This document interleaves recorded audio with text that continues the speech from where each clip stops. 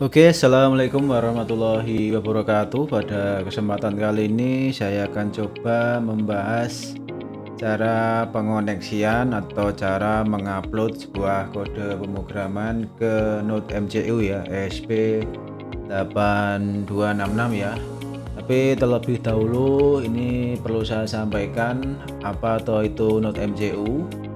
Node MCU itu adalah sebuah microcontroller ya, yang pada dasarnya di dalamnya sudah ada chip WiFi ya, jadi bisa terkoneksi ke internet yang nanti data yang diterima oleh Node MCU ini bisa dikirimkan via internet ya, melalui jaringan WiFi. Bahwa Node MCU itu versinya ada beberapa versi seperti yang ada di website ini. Ada versi 1 atau 0,9, versi 2, dan yang banyak beredar ini yang versi 3 ya, yang seperti yang saya punya ini. Nanti akan saya tutorialkan yang versi 3 atau biasa disebut dengan Node MCU Rollin ya, seperti ini. Oke ya, bentuk fisiknya yang ada di gambar kecil itu. Kalau bentuk gambarnya seperti ini. Yang perlu diketahui dari modul Node MCU ini adalah untuk mengkoneksikan ke komputer atau laptop ya, diperlukan micro USB atau kabel micro USB di sini ya. Bisa dikonekkan, ditancapkan di sini. Di sini ada port micro USB. Dan perlu diketahui bahwa di dalam Node MCU terdapat beberapa pin digital, mulai dari pin digital D0 sampai pin digital D8 ini ya. Dan di sini juga ada tegangan keluaran sebesar 3,3 volt ya. Untuk Node MCU, tegangan keluarnya bisa mengeluarkan sebesar 3,3 volt. Dan G ini adalah ground atau nilai negatif ya. Sedangkan RxTx ini untuk menghubungkan ke perangkat lain ya. Jadi yang perlu diketahui untuk pin-pinnya ada pin digital D0 sampai D8, ada keluaran pin tegangan 3,3 volt, ada pin ground atau pin negatifnya, ada pin RxTx untuk berkomunikasi dengan perangkat lain. Ada pin analog cuma satu ya untuk Node MCU, pin analognya cuma satu, ada di bagian sini, atau lihat gambar saja supaya lebih jelas. Di sini ada ground atau tegangan negatif, sedangkan di bawahnya ada VU atau tegangan untuk USB. Ini tegangan, besar tegangan di pin VU ini sebesar tegangan yang masuk melalui kabel micro USB ini ya, biasanya besarannya 5 volt. Terus yang paling penting lagi di sini ada V-in atau tegangan input. Nah, di sini bisa kita masukkan tegangan input maksimal 5 volt ya. Misalkan tegangan itu bisa diperoleh dari kabel micro USB yang ditancapkan di sini, atau bisa langsung dijumper ke V-in dan ground. Tapi maksimum yang perlu diperhatikan adalah 5 volt maksimum. Jangan lebih ya, nanti bisa terbakar. Oke, kita akan coba contohkan cara menghubungkan atau cara memprogram microcontroller ini menggunakan Arduino IDE. Oke, kita buka dulu untuk Arduino IDE-nya.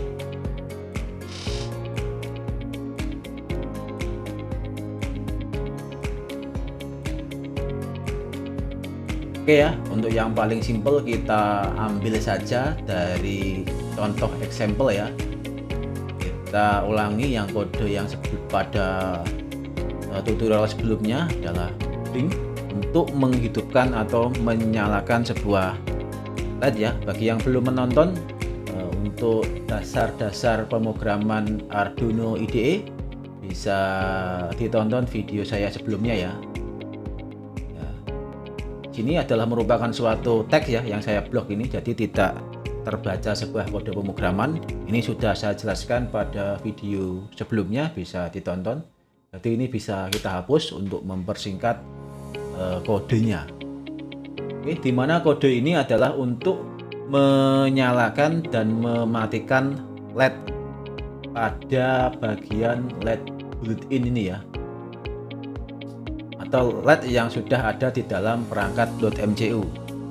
Nah, seperti yang saya jelaskan pada tutorial sebelumnya, bahwa pokok dari pemrograman Arduino IDE terdapat dua buah subprosedur, yaitu subprosedur setup atau void setup dan subprosedur void loop, di mana subprosedur void setup akan dijalankan satu kali saja ketika perangkat .mcu dihidupkan.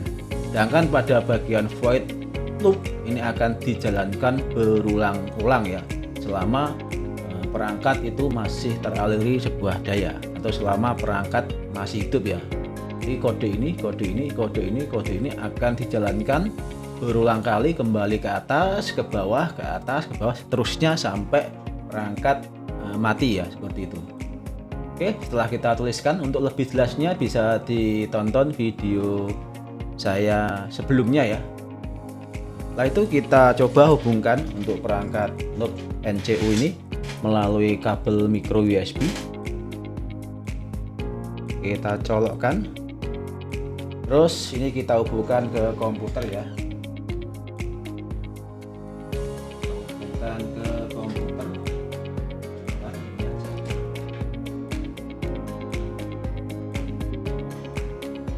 Oke ya, setelah terhubung di komputer, di sini kita pilih untuk port yang masuk. Di sini adalah port 5. Kita pilih perangkatnya adalah .mcu. Kita pilih yang versi 1. Kita klik OK. Terus kita coba upload kodenya. Jika proses upload gagal, kita perlu menginstal driver ya. Nah, ini proses upload berhasil berjalan. Kita tunggu sampai proses upload selesai ya.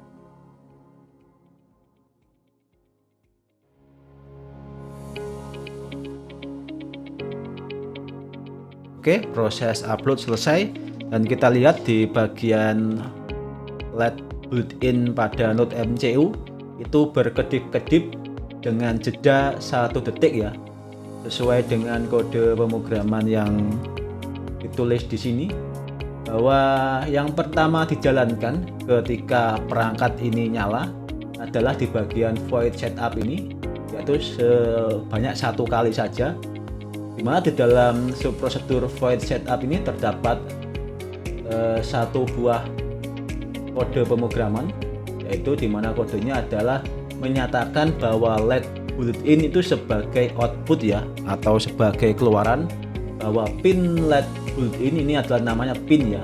Ini untuk pin ya, untuk di bagian sini bisa kita tuliskan nama pinnya di 0 sampai di 8 tadi ya. Di sini kita pilih LED built-in, di mana kita masukkan LED yang sudah terhubung dalam .mcu ini sebagai keluaran. Soalnya nanti kita akan mengeluarkan tegangan pada LED built-in ini ya, untuk menyalakan LED. Setelah ini dijalankan, maka akan beralih ke kode pada bagian void loop ini. Yaitu yang pertama dijalankan adalah digital read LED built-in hack, di mana kode ini adalah memberi tegangan pada LED built-in sebesar 5 volt lah.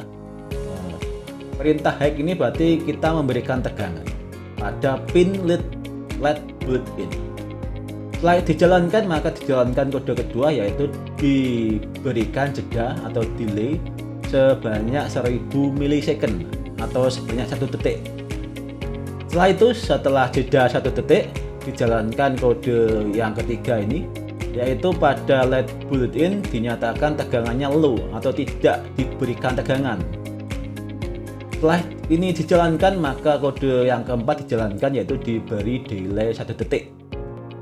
Ini berhubung di bawahnya sudah tidak ada kode lagi, maka kode pemrograman diawali lagi dari yang awal pada bagian void loop ini ya, yaitu dinyalakan lagi, diberi jeda 1 detik, terus dimatikan.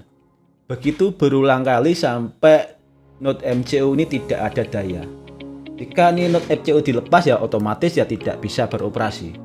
Tapi kalau diberi tegangan lagi, maka kode pemrograman yang diupload pada node MCU ini akan diulangi mulai dari void setup lagi. Void setup dijalankan, setelah itu otomatis lari ke void loop. Ini dijalankan, ketiga dijalankan, keempat dijalankan. Jika sudah kembali lagi ke atas, begitu seterusnya. Jadi kalau ingin mempercepat ya tinggal kita perkecil untuk delaynya. Misalkan kita ubah setengah detik atau 500 milisecond. Setelah itu kita perlu upload lagi. Jika mengganti kode ini ya kita harus upload ulang di bagian upload ini. Kita klik, kita perhatikan untuk bagian node MCU ini. Kita tunggu proses uploadnya dulu. Apakah kedip-kedipnya di sini akan lebih cepat?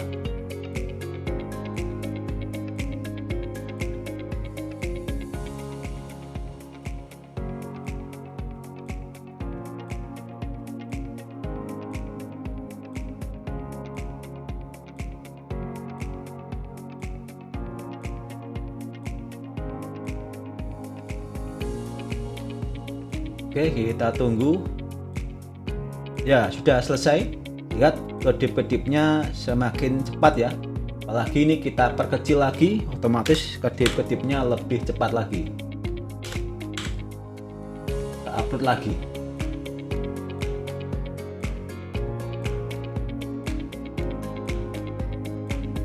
Jadi perhatikan LED-nya di sini.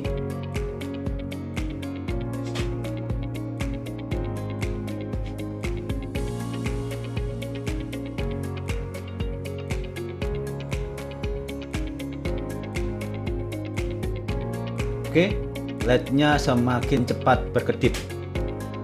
Oke, sampai di sini penjelasan dari saya ya untuk mengupload sebuah kode pemrograman ke dalam microcontroller ini.